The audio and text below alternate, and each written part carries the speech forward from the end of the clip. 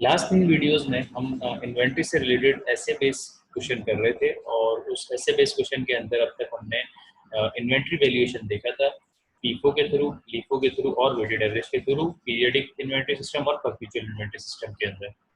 अब हमारे पास इससे रिलेटेड जो लास्ट केस या लास्ट वर्किंग बाकी है वो परमानेंट डिक्लाइन की बाकी है। Permanent decline in the value of inventory, मतलब कि ये देखना कि जो एंडिंग इन्वेंट्री की वैल्यू हमने ईयर एंड पे कैलकुलेट की है क्या मार्केट में उससे रिलेटेड वैल्यू उतनी ही चल रही है, उससे कम तो नहीं हो गई। अगर मार्केट में उससे रिलेटेड वैल्यू उतनी ही है या ज्यादा है तो प्रॉब्लम नहीं है, लेकिन अगर वैल्यू कम हो गई है तो इसका मतलब हमें अपने रिकॉर्ड्स पे भी अपनी इन्वेंट्री की वैल्यू को रिड्यूस करने की जरूरत है।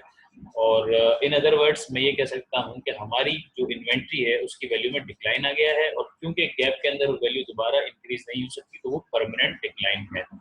तो परमानेंट डिक्लाइन के अंदर हम अपनी इन्वेंट्री की वैल्यू रिड्यूस करनी होती है और उसके लिए अमाउंट की कैलकुलेशन और एंट्री पास करनी होती है। तो हम इस वीडियो के अंदर दो केसेस के थ्रू परमानेंट डिक्लाइन को देखेंगे।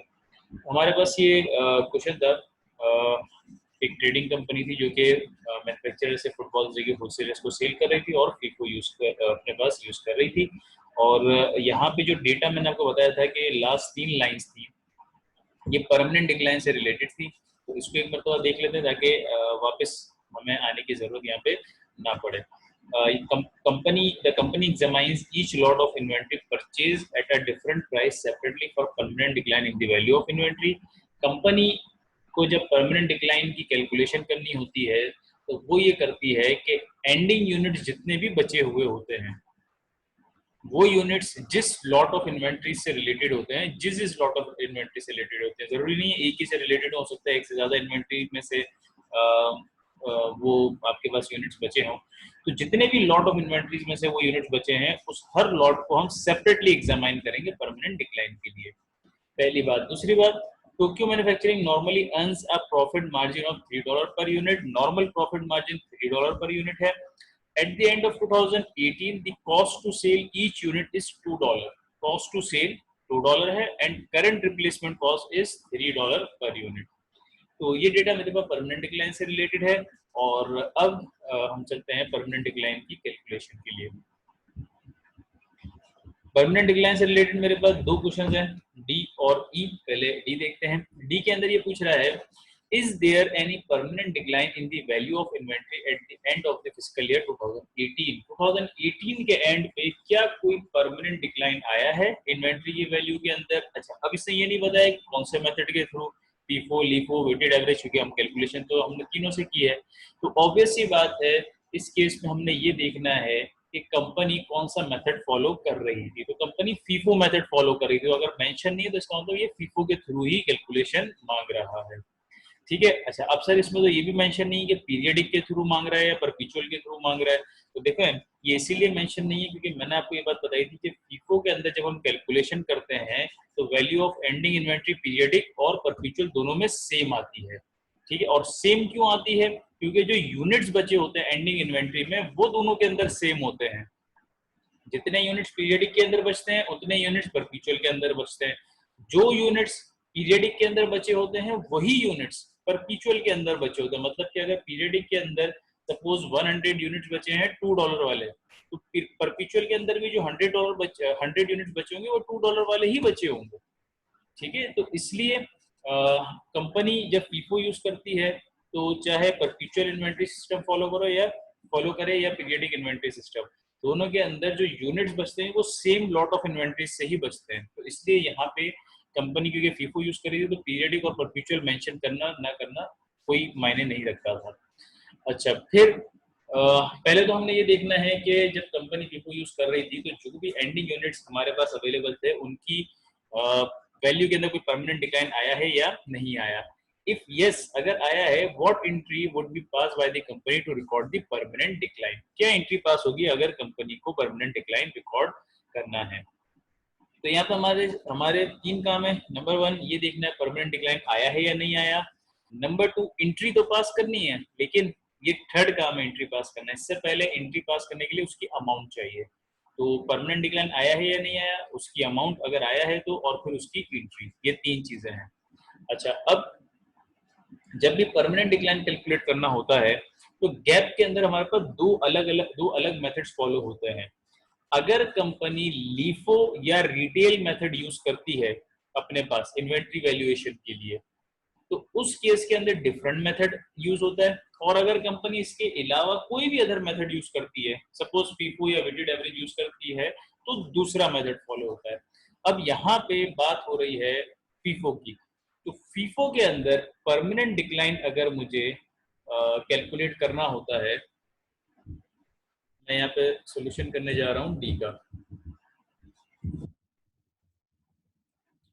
इसमें परमानेंट डिक्लाइन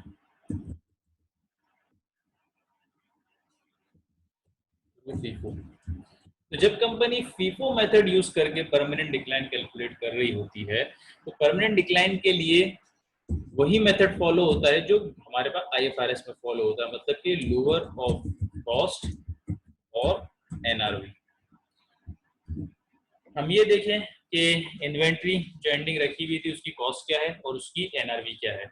जो लोएस्ट है, या फिर ये कहेंगे जो इन दोनों में से लोअर है, उस पर हम अपनी इन्वेंट्री को वैल्यू करेंगे। अगर कॉस्ट लोअर है तो कॉस्ट पे ही रहेगी, अगर एनआरवी लोअर है तो एनआरवी पे जाएगी, और अगर एनआरवी पे जाती है मतलब कॉस्ट से कम पे जाती है तो इसका मतलब परमानेंट डिक्लाइन आ गया है। तो अब हमें सबसे पहले एनआरवी कैलकुलेट करनी है, क्योंकि कंपैरिजन एनआरवी से, तो पहले एनआरवी कैलकुलेट कर लेते हैं और उसके बाद आगे देखेंगे कि वर्किंग कैसे होगी। एनआरवी का हमारे पास फॉर्मूला होता है selling price minus cost to sell. ये मैंने शॉर्टकट में लिखा है, इसकी जो फुल फॉर्म है वो मैं आपको बता रहा हूँ। एनआरवी का फॉर्मूला होता है selling price minus cost to sell. अब हमारे पास फीफो के अंदर जो भी यूनिट्स बचे थे, जितने भी यूनिट्स एंडिंग में बचे थे, अगर मैं क्वेश्चन के अंदर देखूं तो कहीं पे भी मेरे पास उन यूनिट्स की सेलिंग प्राइस गिवन नहीं है। अच्छा, अगर ये देखना है कि कितने यूनिट्स बचे थे, तो हम फीफो के अंदर कैलकुलेट कर चुके थे कि इस क्वेश्चन के अंदर हमारे पास 400 यूनिट्स इन एंडिंग इन्वेंट्री बचे थे। ये मेरे पास फीफो के थ्रू कैलकुलेशन थी और इसके अंदर 400 यूनिट्स मेरे पास एंडिंग इन्वेंट्री में बचे थे। अब जो 400 यूनिट्स एंडिंग इन्वेंट्री में बचे हैं, कहीं पे भी क्वेश्चन में नहीं लिखा हुआ कि उसकी सेलिंग प्राइस क्या थी, क्योंकि वो यूनिट्स तो सेल ही नहीं हुए। अगर आप डेटा देखो तो जो यूनिट सेल हुए हैं उनकी सेलिंग प्राइस दी है, जो 400 बचे थे उसकी सेलिंग प्राइस तो दी नहीं है, ना कहीं आपके पास एडिशनल डेटा में है। तो क्या करें? तो देखें, सिंपल सी बात है, जो यूनिट्स मेरे पास एंडिंग इन्वेंट्री में बचे हैं वो ईयर एंड पे बचे हैं, ठीक है। तो मैं सिंपल ये देख लूं कि ईयर एंड पे जो यूनिट्स मैंने सेल किए थे, जो बचे हैं उनकी बात नहीं कर रहा, जो सेल किए थे वो किस किस प्राइस पे सेल किए थे, क्योंकि जो यूनिट्स ईयर एंड पे सेल किए थे उनकी जो प्राइस उस वक्त थी वही नॉर्मल सेलिंग प्राइस मार्केट में चल रही थी, तो वही प्राइस हम अपने एंडिंग यूनिट्स की भी कंसिडर कर लेंगे। तो अगर आप लास्ट ट्रांजेक्शन देखो तो ईयर एंड पे ही हुई है सेल की। लास्ट जो मेरी सेल्स हुई है वो दिसंबर 31 को ही हुई है, और उसमें हर एक यूनिट मैंने सेल किया है $9 का। तो जो value of ending inventory, sorry, जो एंडिंग इन्वेंट्री मेरे पास बची है वो भी 31 दिसंबर को ही बची है। तो ऑब्वियस सी बात है कि उसमें जितने भी यूनिट्स हैं अगर मैं वो भी सेल करने जाता तो वो भी $9 के ही सेल होते। तो इसलिए यहाँ पे जो एंडिंग इन्वेंट्री है, यूनिट्स इन एंडिंग इन्वेंट्री है, उनकी प्राइस भी मैं यही ईयर एंड की सेलिंग प्राइस ही कंसिडर कर लूंगा। तो एनआरवी की कैलकुलेशन के लिए सेलिंग प्राइस मैं यहाँ पे ले लूंगा अपने पास $9, और क्वेश्चन के अंदर मुझे कॉस्ट टू सेल दी हुई है $2। तो मेरे पास इन्वेंट्री की एनआरवी कितनी आ गई? $7, ठीक है। तो अब सिंपल सा काम ये है कि मुझे अपनी इन्वेंट्री की कॉस्ट को कंपेयर करना है उसकी एनआरवी से। लेकिन मसला ये है कि जो 400 यूनिट्स मेरे पास एंडिंग इन्वेंट्री में बचे हैं उनकी कॉस्ट क्या है। मैं अगर अपने पास डेटा देखूं तो मेरे पास तीन टाइप्स की इन्वेंट्री थी, तीन लॉट ऑफ इन्वेंट्रीज थी। एक ओपनिंग जिसकी एक ही कॉस्ट जो है वो $2, और फिर ये परचेजेस की थी इसकी $4, और जो एक और परचेजेस की थी 30 सितंबर को इसकी $6 कॉस्ट थी। तो अब जो एंड में यूनिट्स बचे हैं उनकी क्या कॉस्ट थी, मुझे पहले ये देखना पड़ेगा। तो उसके लिए सिंपल मुझे पहले ये देखना है कि जो 400 यूनिट्स मेरे पास एंडिंग इन्वेंट्री में बचे हैं फीफो के अंदर, वो इनमें से कौन से वाले यूनिट्स हैं, कौन से लॉट में से यूनिट्स बचे हैं, या किसी एक में एक से ज्यादा में बचे हैं, अगर एक से ज्यादा में से बचे हैं तो मुझे हर लॉट को अलग अलग चेक करना पड़ेगा। तो यहाँ पे फीफो के अंदर ही मैंने ये कैलकुलेशन कर ली थी कि जो ये 400 यूनिट्स मेरे पास एंडिंग इन्वेंट्री में बचे हैं ये सितंबर 30 की परचेजेस से है। यहाँ पे मैं ऑलरेडी ये डिटरमाइन कर चुका था कि ये 400 यूनिट्स जो एंडिंग में बचे हैं ये सितंबर 30 की परचेजेस से रिलेटेड है। पूरे के पूरे 400 यूनिट्स इस वाले परचेजेस में से बचे हैं, यानी कि पूरे के पूरे जो 400 यूनिट्स हैं उसमें से हर एक यूनिट की प्राइस $6 ही है। या फिर इन अदर वर्ड्स में ये भी कह सकता हूँ कि सारे के सारे 400 यूनिट्स एक ही लॉट ऑफ इन्वेंट्रीज में से बचे हैं। अगर ये एक से ज्यादा में से बचे होते तो मुझे जितने लॉट में से बचे होते सब लॉट की अलग अलग कैलकुलेशन करनी पड़ती, लेकिन क्योंकि एक ही में से बचे हैं तो यहाँ पे मेरा काम सिंपल है, सिर्फ इसी लॉट की वैल्यू को कंपेयर करना है एनआरवी से। अच्छा, अब इसको किस तरीके से सॉल्व करेंगे? सॉल्यूशन पे आ जाते हैं। सॉल्यूशन पे हम एक छोटा सा अपने पास टेबल बना लेंगे। टेबल के अंदर सबसे पहले कैटेगरीज के लिए, क्योंकि अगर एक से ज्यादा लॉट ऑफ इन्वेंट्रीज होती तो मुझे रोज के अंदर डिफरेंट कैटेगरीज शो करनी पड़ती। तो कैटेगरीज के लिए मैं यहाँ पे लिखूंगा परचेजेस। ठीक है, इसमें कौन सी वाली परचेजेस में से मेरे पास एंडिंग इन्वेंट्री बची है? सितंबर 30 की परचेजेस में से मेरे पास एंडिंग इन्वेंट्री बची है। और इसमें से कितने यूनिट्स मेरे पास एंडिंग इन्वेंट्री में बचे हैं? 400 यूनिट्स मेरे पास एंडिंग इन्वेंट्री में बचे हैं। इन 400 यूनिट्स की कॉस्ट पर यूनिट कितनी है? ये जो 400 यूनिट सितंबर 30 वाले हैं इसमें से हर एक की कॉस्ट थी $6 पर यूनिट। ठीक है, और इसको कंपेयर किससे करना है? एनआरवी से। हर एक यूनिट की एनआरवी कितनी थी? $7। जो 400 यूनिट्स बचे हैं उसमें से हर एक की कॉस्ट $6 है और एनआरवी हमने कैलकुलेट की है $7। अब क्या करना है? अब हमें ये देखना है यहाँ पे ये लोअर ऑफ कॉस्ट और एनआरवी। कॉस्ट लोअर है या एनआरवी लोअर है, क्योंकि इसी के बेसिस पे मेरा डिसीजन आएगा। अगर मैं यहाँ पे देखूं तो मेरी कॉस्ट कम है, एनआरवी ज्यादा है, तो जो भी दोनों में से कम होती है मेरी जो इन्वेंट्री की वैल्यू है वो उसी प्राइस पे रहती है। अब यहाँ पे क्योंकि कॉस्ट कम है तो मेरी इन्वेंट्री की वैल्यू किस पे रहेगी? कॉस्ट पे ही रहेगी। तो यहाँ पे मैं लिख देता हूँ वैल्यू ऑफ इन्वेंट्री। इन्वेंट्री की वैल्यू किस पे रहेगी? $6 पे ही रहेगी, मतलब जिस अमाउंट पे थी उसी अमाउंट पे रहेगी। तो यहाँ पे क्या कोई परमानेंट डिक्लाइन आया है? नो, कोई परमानेंट डिक्लाइन नहीं आया, क्योंकि इन्वेंट्री की वैल्यू $6 पे थी, अभी भी $6 पे ही है। तो इसका मतलब कोई भी परमानेंट डिक्लाइन यहाँ पे नहीं आया। तो ये टेबल के थ्रू मुझे ये पता चल गया कि जो 400 यूनिट्स मेरे पास एंडिंग इन्वेंट्री में बचे हैं वो सिर्फ एक ही लॉट ऑफ इन्वेंट्रीज में से बचे हैं। तो मैंने सिर्फ एक ही को यहाँ पे कंपेयर किया, एक ही लॉट ऑफ इन्वेंट्री की कॉस्ट को कंपेयर किया एनआरवी से। कॉस्ट कम थी तो वैल्यू कॉस्ट पे ही रही और कोई भी परमानेंट डिक्लाइन नहीं आया। ठीक है, अब आंसर उसने सिर्फ ये नहीं मांगा था, आंसर में उसने 3 चीजें मांगी थी। उसने पूछा था क्या कोई परमानेंट डिक्लाइन है? No, there is no permanent decline in the value of inventory। और आगे बोला था कि अगर है तो उसकी एंट्री क्या पास होगी। मैं यहाँ पे आगे उसको ये भी मेंशन करूंगा, therefore no entry of permanent decline will be passed। क्योंकि परमानेंट डिक्लाइन नहीं है तो परमानेंट डिक्लाइन की कोई एंट्री भी पास नहीं होगी। ठीक है, तो ये हमारे पास सॉल्यूशन था सिंपल फीफो के थ्रू। लोअर ऑफ कॉस्ट और एनआरवी था।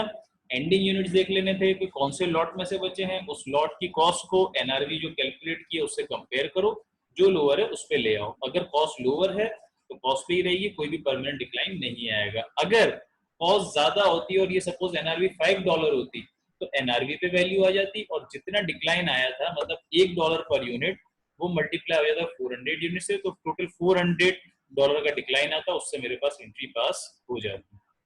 अच्छा, अब सेकंड हम देखते हैं ई के अंदर। ई के अंदर ये कह रहा है if the company adopted LIFO method with perpetual inventory system. एक तो कंपनी ने LIFO मेथड यूज किया है और under perpetual inventory system. Would there be any permanent decline in the value of inventory at the end of 2018? तो उस case में क्या कोई परमानेंट डिक्लाइन आता? अगर आता तो क्या एंट्री उसकी पास होती? तो अब यहाँ पे सबसे पहले सॉल्यूशन मेरे पास ई का है। यहाँ पे मैं परमानेंट डिक्लाइन चेक करने जा रहा हूँ थ्रू LIFO। और जब भी LIFO के अंदर हम परमानेंट डिक्लाइन चेक करते हैं तो यहाँ पे हमारे पास मेथड फॉलो होता है लोअर ऑफ कॉस्ट और मार्केट वैल्यू। ये IFRS से डिफरेंट है। LIFO या रिटेल मेथड अगर यूज होगा तो हमारे पास कौन सा मेथड यूज होगा परमानेंट डिक्लाइन कैलकुलेशन के लिए? लोअर ऑफ कॉस्ट और market value. Market value is different from NRV। ठीक है, मार्केट वैल्यू क्या होती है? Market value is the middle value of the three values। तीन वैल्यूज में से जो भी मिडिल वैल्यू होगी वो हमारे पास मार्केट वैल्यू होगी। ये तीन वैल्यूज कौन सी है? सीलिंग,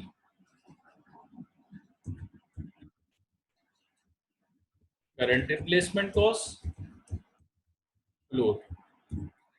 तीन वैल्यूज हम कैलकुलेट करेंगे या अपने पास रिकॉर्ड करेंगे। एक सीलिंग, सीलिंग बेसिकली इसकी हाईएस्ट लिमिट होती है। एक फ्लोर, फ्लोर इसकी लोएस्ट लिमिट होती है। और करंट रिप्लेसमेंट कॉस्ट। इन तीनों में से जो भी मिडिल वैल्यू होगी हम उसको मार्केट वैल्यू कंसीडर करेंगे और उसको कंपेयर करेंगे कॉस्ट से। ठीक है, तो सबसे पहले हम अपने पास यूनिट्स देख के शेड्यूल बनाने के बजाय पहले हम मार्केट वैल्यू कैलकुलेट कर लेते हैं और फिर उसके बाद हम जाते हैं इसकी कैलकुलेशन पे। तो सीलिंग क्या होती है हमारे पास? सीलिंग हमारे पास होती है यहाँ पे NRV। NRV कैसे आएगी? Selling price minus cost to sell. तो अगर मैं सीलिंग कैलकुलेट करना चाहूँ तो NRV में ऑलरेडी कैलकुलेट कर चुका हूँ ऊपर $7, मैंने डायरेक्ट यहाँ पे लिख दिया। फिर मेरे पास आता है फ्लोर। फ्लोर क्या है? NRV minus normal profit. NRV में से जो नॉर्मल प्रॉफिट है वो माइनस कर दो। नॉर्मल प्रॉफिट मार्जिन उसने हमें क्वेश्चन के अंदर गिवन दिया था, वो था $3। तो मेरे पास फ्लोर कितना हो गया? $4 हो गया। और लास्ट करंट रिप्लेसमेंट कॉस्ट, ये भी उसने मुझे ऑलरेडी गिवन दी है, ये है मेरे पास $3। तो ये मेरे पास जो तीन वैल्यूज थी जो कि मार्केट वैल्यू कैलकुलेशन के लिए यूज होंगी वो तीनों वैल्यूज आ गई। सीलिंग $7, फ्लोर $4 और करंट रिप्लेसमेंट कॉस्ट $3। अब मार्केट वैल्यू इसमें से क्या होगी? इन तीनों में से जो भी मिडिल वैल्यू होगी हम उसको मार्केट वैल्यू कंसीडर करेंगे। अब अगर मैं इन तीनों को देखूं डिसेंडिंग ऑर्डर के अंदर या असेंडिंग ऑर्डर के अंदर, किसी में भी देख सकते हैं। नॉर्मली डिसेंडिंग ऑर्डर में देखते हैं। तो डिसेंडिंग ऑर्डर में देखो तो मिडिल वैल्यू कौन सी है? फ्लोर। तो यहाँ पे मेरे पास मार्केट वैल्यू जो होगी वो होगी फ्लोर और वो आएगी $4। अब मुझे इस मार्केट वैल्यू को हर लॉट ऑफ इन्वेंट्री की कॉस्ट से कंपेयर करना है और कहीं पे परमानेंट डिक्लाइन है तो उसको रिकॉर्ड करना है। अच्छा, अब देखिए मार्केट वैल्यू जो हमने यहाँ पे कैलकुलेट की इसका एक कॉन्सेप्चुअल तरीका और है। अगर उससे भी आप समझना चाहें तो मैं उससे भी आपको बता देता हूँ। मार्केट वैल्यू यहाँ पे जो हम बात कर रहे होते हैं कि मार्केट वैल्यू क्या है, तो market value basically current replacement cost ही होती है। अगर मैं सिंपल अल्फाज में कहूँ तो यहाँ पे जो मार्केट वैल्यू है वो मेरी करंट रिप्लेसमेंट कॉस्ट ही होती है। तो अगर करंट रिप्लेसमेंट कॉस्ट होती है तो मैंने मार्केट वैल्यू $3 क्यों नहीं ली? क्योंकि करंट रिप्लेसमेंट कॉस्ट के अंदर ऐसा नहीं होता कि मैं जो भी करंट रिप्लेसमेंट कॉस्ट डिसाइड करना चाहूँ या जो भी अपने हिसाब से चाहूँ वो ले लूँ। नहीं, करंट रिप्लेसमेंट कॉस्ट की भी हमने दो लिमिट्स लगा दी होती है। एक हाईएस्ट लिमिट वो कहलाती है सीलिंग, एक लोएस्ट लिमिट वो कहलाती है फ्लोर। मतलब कि करंट रिप्लेसमेंट कॉस्ट इस सीलिंग से ऊपर नहीं जा सकती, $7 से ज्यादा नहीं जा सकती। अगर $7 से ज्यादा जाएगी तो मैं $7 अपने पास वैल्यू ले लूंगा। ठीक है, और फ्लोर से कम नहीं जा सकती। अगर फ्लोर से कम होगी तो मैं फ्लोर को अपने पास मार्केट वैल्यू ले लूंगा। तो अगर आप यहाँ पे देखो तो ये जो करंट रिप्लेसमेंट कॉस्ट है मेरी, ये इस लिमिट के बीच में नहीं आ रही। सीलिंग से ऊपर तो नहीं है लेकिन फ्लोर से नीचे जा रही है। और मैं यहाँ पे करंट रिप्लेसमेंट कॉस्ट को फ्लोर से नीचे नहीं ले जा सकता। तो अगर इससे नीचे जा रही है तो मैं करंट रिप्लेसमेंट कॉस्ट क्या कंसिडर कर लेता हूँ, फ्लोर ही कंसिडर कर लेता हूँ, और यही मेरी मार्केट वैल्यू बन जाती है। तो कॉन्सेप्चुअली देखें तो इस तरीके से लिमिट के हिसाब से काम होता है। और अगर सिंपल हमें कैलकुलेशन करनी हो, अगर कॉन्सेप्ट आपने ध्यान में नहीं रखना, तो आपने सिंपल काम ये करना है कि सीलिंग, फ्लोर और करंट रिप्लेसमेंट कॉस्ट, ये तीनों अपने पास कैलकुलेट करके लिख ली, डिसेंडिंग ऑर्डर में लिखा, जो भी मिडिल वैल्यू है वो मेरे पास मार्केट वैल्यू हो गई। अच्छा, अब नेक्स्ट स्टेप पे आ जाते हैं। अब मुझे ये देखना है कि लीफो परपीचुअल इन्वेंट्री सिस्टम के अंदर मेरे पास जो एंडिंग इन्वेंट्री बची है 400 यूनिट्स, वो कौन से लॉट ऑफ इन्वेंट्रीज में से बचे हैं, क्योंकि जिन लॉट ऑफ इन्वेंट्रीज में से बचे हैं उन्हीं की कॉस्ट हमारे पास अप्लाई होगी। तो लीफो मेथड हमने यहाँ पे सॉल्व किया था परपीचुअल के थ्रू, लेकिन यहाँ पे वर्किंग कुछ भी नहीं थी, क्योंकि आपको याद होगा कि हमने यहाँ पे शॉर्टकट मेथड यूज किया था। वो डायरेक्ट हमने डेटा से कैलकुलेशन की थी, जिसमें जो यूनिट सेल हुए थे वो राइट साइड पे लिखे थे, जो यूनिट्स एंडिंग इन्वेंट्री में बच गए थे वो लेफ्ट साइड पे लिखे थे। तो अगर परपीचुअल इन्वेंट्री में मैं देखूं तो 200 यूनिट्स मेरे पास ओपनिंग में से बचे थे, 100 यूनिट्स ये वाली परचेजेस में से, और 100 यूनिट सितंबर 30 की परचेजेस में से बचे थे। यानी कि यहाँ पे मेरे पास ये एंडिंग इन्वेंट्री 400 यूनिट्स तीनों लॉट ऑफ इन्वेंट्रीज में से बचे हैं। तो मुझे यहाँ पे परमानेंट डिक्लाइन के लिए कैलकुलेशन तीनों लॉट ऑफ इन्वेंट्रीज से रिलेटेड अलग अलग करनी पड़ेगी। तीनों की अपनी अपनी अलग अलग कॉस्ट है, तीनों की अपनी अपनी कॉस्ट को मार्केट वैल्यू से कंपेयर करना पड़ेगा। ठीक है, तो ओपनिंग में से 200, मार्च 31 में से 100 और सितंबर 30 में से 100। अब इसकी कैलकुलेशन कैसे होगी? इसी तरीके से जैसे मैंने यहाँ पे ये शेड्यूल बनाया था, इसी शेड्यूल को मैं अपने पास यहाँ पे ले आता हूँ। ठीक है, सबसे पहले यहाँ पे मेरे पास आएगी पहला लॉट ओपनिंग इन्वेंट्रीज का। ओपनिंग में से मेरे पास कितने यूनिट्स बचे हैं? 100 यूनिट्स। एक की कॉस्ट कितनी है? $2, और कंपेयर करूंगा मैं मार्केट वैल्यू से। मार्केट वैल्यू कितनी है? $4। लोअर ऑफ कॉस्ट और मार्केट वैल्यू कम है या कॉस्ट कम है? यहाँ पे हमारे पास कॉस्ट कम है as compare to market value. तो जो भी कम है उस पे मेरे पास वैल्यू आ जाएगी। दोनों में से कॉस्ट कम है तो मेरे पास इसकी वैल्यू $2 यानी कि कॉस्ट पे ही रहेगी। तो क्या कोई परमानेंट डिक्लाइन आया है? नहीं, कोई भी परमानेंट डिक्लाइन नहीं आया। सेकंड लॉट ऑफ इन्वेंट्री कौन सा था मेरे पास? सेकंड लॉट ऑफ इन्वेंट्री था मेरे पास मार्च 31 का। उसमें से सॉरी, इसमें जो ओपनिंग था इसमें से 200 यूनिट्स बचे थे। फिर मार्च 31 का जो है इसमें से 100 यूनिट्स बचे थे, और सितंबर 30 में से भी 100 यूनिट्स बचे थे। तो मार्च 31 के जो 100 यूनिट्स बचे थे उसमें से हर एक यूनिट की कितनी कॉस्ट थी? $4। मार्केट वैल्यू कितनी है? $4। कॉस्ट और मार्केट वैल्यू का क्या कंपैरिजन है कि कॉस्ट एग्जैक्टली बराबर है मार्केट वैल्यू के। तो मेरे पास इन्वेंट्री की वैल्यू इस केस में भी कॉस्ट पे ही रहेगी, और अगर कॉस्ट पे ही रहेगी तो क्या कोई परमानेंट डिक्लाइन आएगा? नहीं, कोई भी परमानेंट डिक्लाइन नहीं आएगा। लास्ट हमारे पास 100 यूनिट्स बचे थे सितंबर 30 की परचेजेस में से। उसमें से हर एक की कॉस्ट थी मेरे पास $6, लेकिन मार्केट वैल्यू थी $4। तो कॉस्ट और मार्केट वैल्यू का अगर मैं कंपैरिजन देखूं तो इस केस में मेरे पास कॉस्ट ज्यादा है और मार्केट वैल्यू कम है। और मुझे पता है कि दोनों में से जो भी कम होता है मुझे उस पे वैल्यू रिकॉर्ड करनी होती है। तो यहाँ पे मुझे इस लॉट ऑफ इन्वेंट्रीज की या फिर इन 100 यूनिट्स की वैल्यू $6 से रिड्यूस करके कहाँ पे लानी होगी? $4 पे। तो इन्वेंट्री की वैल्यू क्या हो जाएगी इस पूरे लॉट की? $4। पहले 6 पे रिकॉर्ड हुई भी थी इनकी कॉस्ट, अब मुझे इनकी कॉस्ट लानी है $4 के ऊपर। इसका मतलब इस पूरे लॉट ऑफ इन्वेंट्री यानी कि इन पूरे 100 यूनिट्स के ऊपर परमानेंट डिक्लाइन आ चुका है। तो क्या यहाँ पे परमानेंट डिक्लाइन है? जी हाँ, बिल्कुल यहाँ पे परमानेंट डिक्लाइन आ चुका है।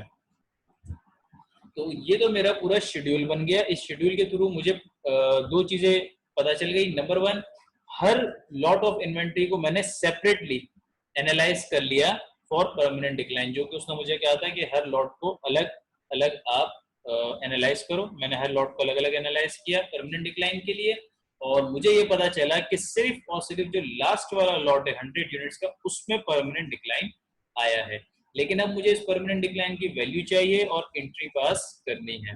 तो अगर मुझे इसकी वैल्यू चाहिए तो कैसे कैलकुलेट होगी? Value of permanent decline. मैं सिंपल ये देख लूं कि हर एक यूनिट पे कितना डिक्लाइन आया है। पहले वैल्यू थी हर एक यूनिट की $6, अब मुझे लेके आनी है $4 पे, यानी कि हर एक यूनिट पे $2 का डिक्लाइन आया है। और कितने यूनिट्स पे ये डिक्लाइन आया है? 100 यूनिट्स पे। एक यूनिट पे $2 का डिक्लाइन, 100 यूनिट्स पे $200 का परमानेंट डिक्लाइन आया है। तो $200 से मेरे पास डायरेक्टली एंट्री पास हो जाएगी।